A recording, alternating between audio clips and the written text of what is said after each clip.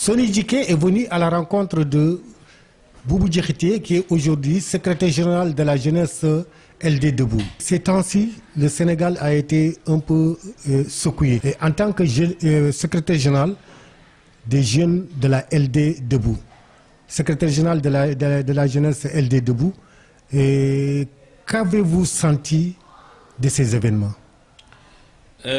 On a senti une frustration, une longue frustration de la jeunesse de ce pays. Une jeunesse désœuvrée, une jeunesse laissée à eux-mêmes, une jeunesse meurtrie par le manque d'emploi, meurtrie par le chômage, meurtrie par le manque de formation.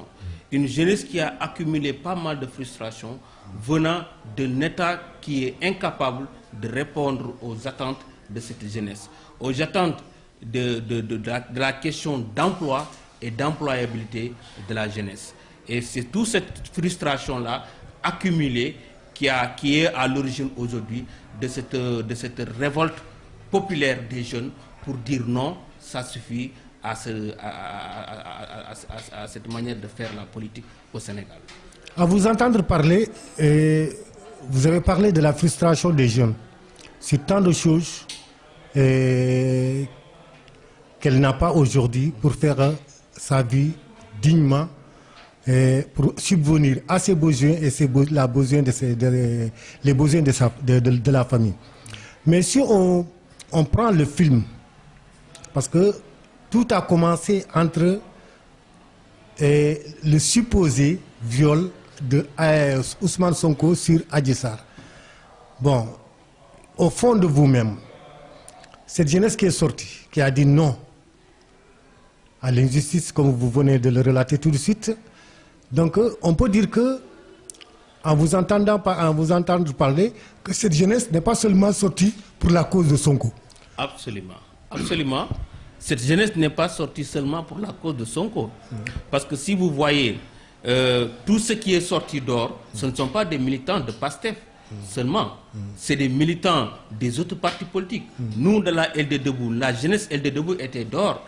La jeunesse d'autres partis politiques ont été dehors. Toute la classe politique était dehors. La société civile était dehors.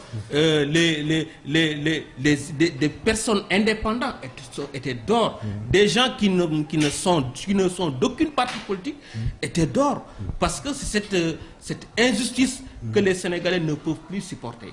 Parce qu'aujourd'hui, il est temps de dire à ce régime-là d'arrêter. Parce qu'on ne peut pas être dans un pays où on choisit des opposants, on choisit les candidats, on cible des opposants en les collant des motifs inacceptables.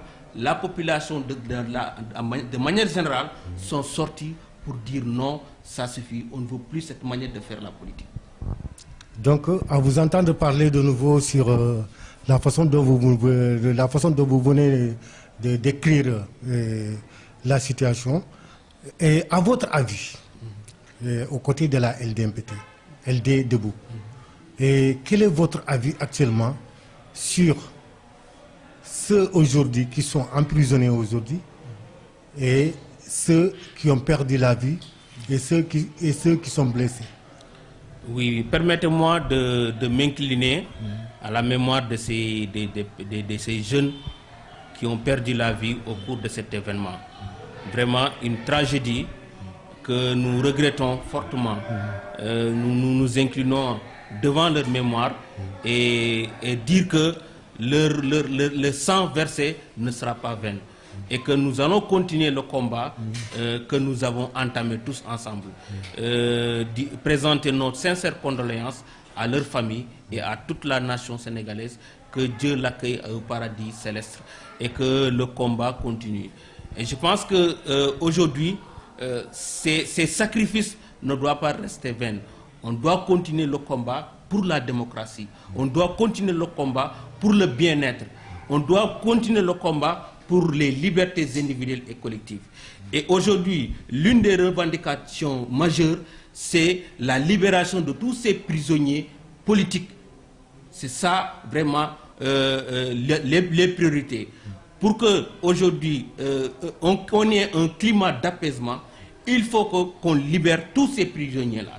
Les Guy Marius Sagna et autres, tous les prisonniers qui sont partout dans le pays, qu'ils soient libérés. Parce que aussi, ce sont des gens qui se sont battus uniquement pour leur pays.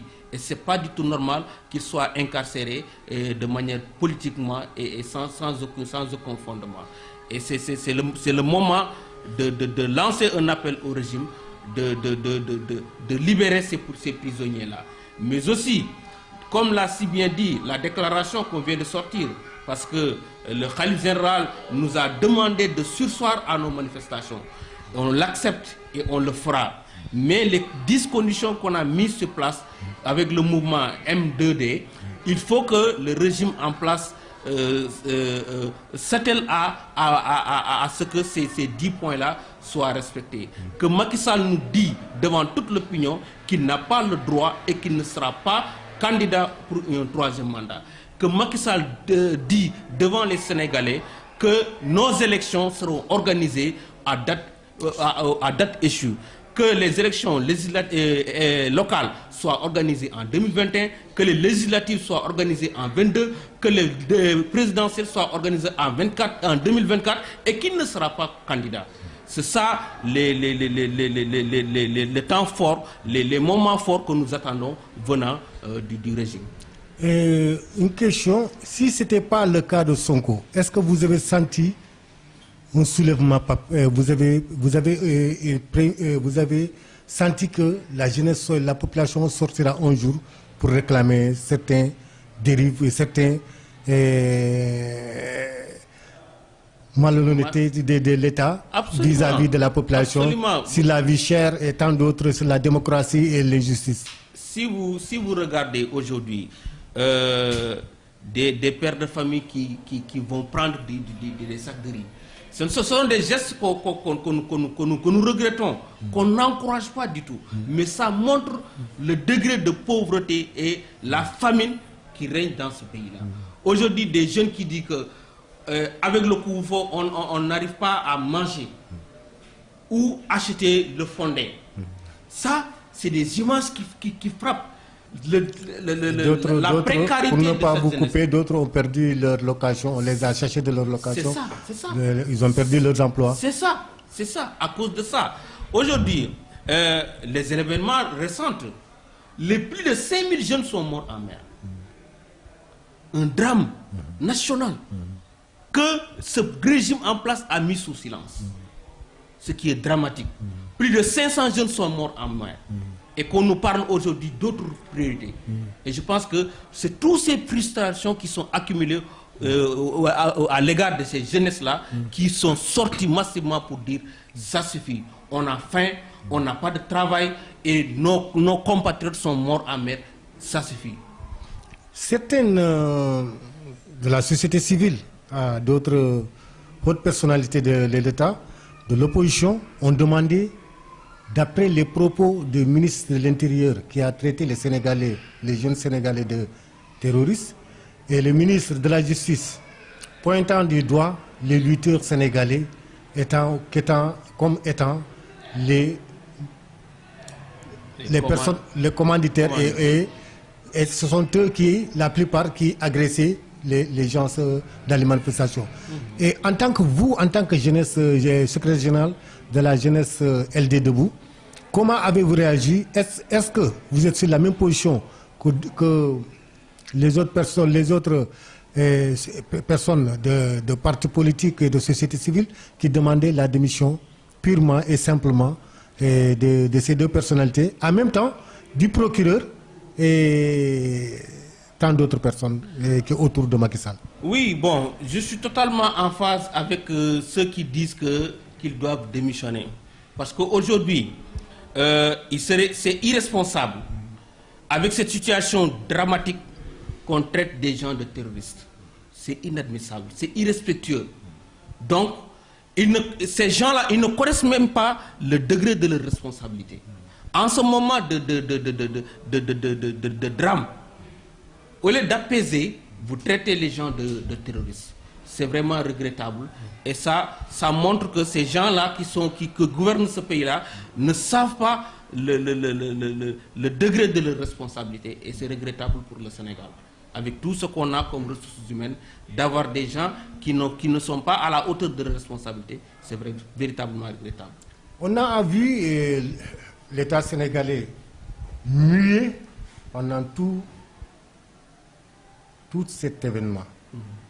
Est-ce que Macky Sall n'a pas commis l'erreur de supprimer la primature? Parce qu'on ne voyait pas qui devait s'adresser à la population, ni le porte-parole de la présidente, ni le porte-parole, le chargé de communication du gouvernement. A-t-il commis? Son entourage est-il serein? Ceux qu'il a mis hors du gouvernement, ces derniers avaient-ils leur place pendant ces événements? Moi, je pense que c'était un silence coupable. On n'avait pas besoin de quiconque. C'était à Macky Sall lui-même de venir par s'adresser à la nation. Devant de telles situations, dans un pays normal, devant de telles situations, c'est le chef lui-même, c'est le chef de l'État lui-même qui sort, qui s'adresse à la nation. Parce que des vies humaines sont perdues. Donc, on n'attendait personne d'autre que lui qu'il sort. D'ailleurs, la réaction du ministre, c'est ce qui a suscité même les manquements du ministre de l'Intérieur, sa réaction. Parce que tout le monde attendait le président qu'il sorte et s'adressait à la nation, mais pas au ministre de l'Intérieur. D'ailleurs, c'est ce qui a l'origine de toutes ces frustrations-là. Les gens n'avaient pas compris son silence. Et c'est un silence coupable. Un silence coupable qu'on a remarqué.